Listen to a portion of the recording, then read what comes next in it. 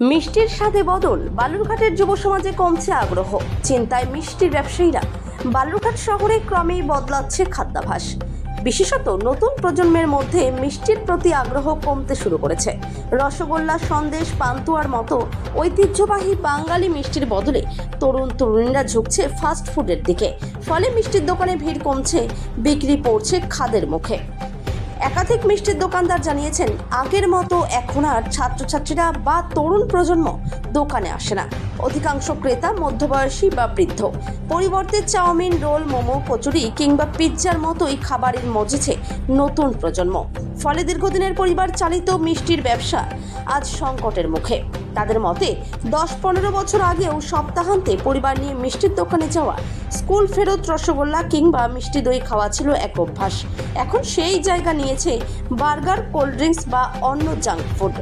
এই পরিস্থিতিতে চিন্তিত স্থানীয় ব্যবসায়ীরা। তাদের আশঙ্কা, এই ধারা চলতে থাকলে আগামী দশকে ঐতিহ্যবাহী মিষ্টির দোকানগুলি হারিয়ে যাবে শহরের মানচিত্র থেকে। মিষ্টির ব্যবসায়ীরা এ বিষয়ে কি বলছেন শুনে নেব।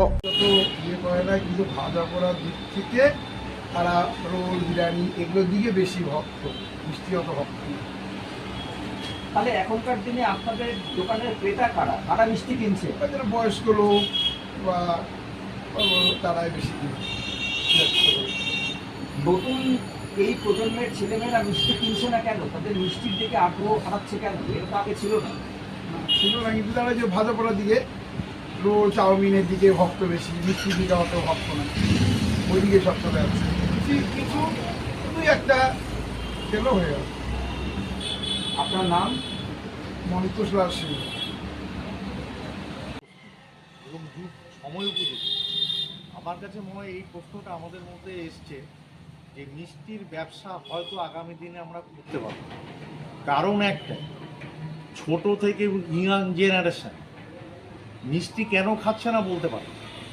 তারা মিষ্টির দিকে মুখ ফিরিয়েছে, কারণ আমার বাড়ির বাচ্চাদেরই যদি দেওয়া যায় একটা মোমো বা কুরকুরে বা লেজ আর একটা মিষ্টির দিকে তাকিয়েও দেখে। কারণ বলতে পারবো না, কিন্তু এটা ঘটনায় হয়তো আগামী দিনে এই ব্যবসাটা আর থাকবে না। আপনাদের মিষ্টির দোকানের মূলত ক্রেতা কারা কারা মিষ্টি কিনতে আসছে? মিষ্টি ক্রেতা সব টাইপের, কিন্তু এখন দেখা যাচ্ছে মাঝ বয়সী যারা, তারাই মিষ্টি খাচ্ছে। আর অনুষ্ঠানগুলোতে মিষ্টি নিয়ে যাচ্ছে, খাচ্ছে কিনা বলতে পারবো না, কিন্তু রেগুলার ওয়েজে যে ব্যবসাটা ভাজা পোড়ার দিকে ট্রেন্ড মানুষের আছে, সেটা আমরা কোনো ঘাটতি বুঝতে পারছি না। কিন্তু মিষ্টির প্রতি মানুষের একটা অনীহা চলে এসছে, তার কারণ আমরা বুঝতে পারছি না। আপনার নাম? আমার নাম চঞ্চল দাস। বলতে আমি খুব একটা পছন্দ করি না।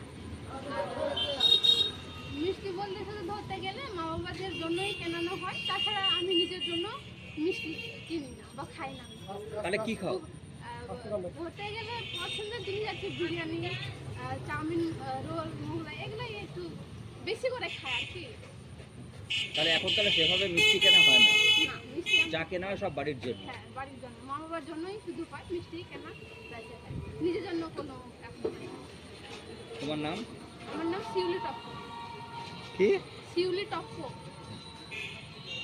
হয়তো কেউ খেতে পারে। আমরা এখন যেগুলো ফাস্টফুড আছে, যেগুলো বিরিয়ানি আছে, চাউমিন আর বাকি যেগুলো ফাস্টফুড আছে, মিষ্টি খেতে ভালো লাগে না? আমার তো ভালো লাগে না ফাস্টফুড। দোকান থেকে মিষ্টি কেনো বাড়ির জন্য? বাড়ির জন্য বলতে আমি তো সেরকম ভাবে কিনি না, যদি বাড়ির লোকের কেউ খেতে চায় তাহলে ও খায়। মানে শুধু বাড়ির লোকের জন্য, নিজেদের জন্য কেনো না? তোমার নাম? জেরমিনা কেটে।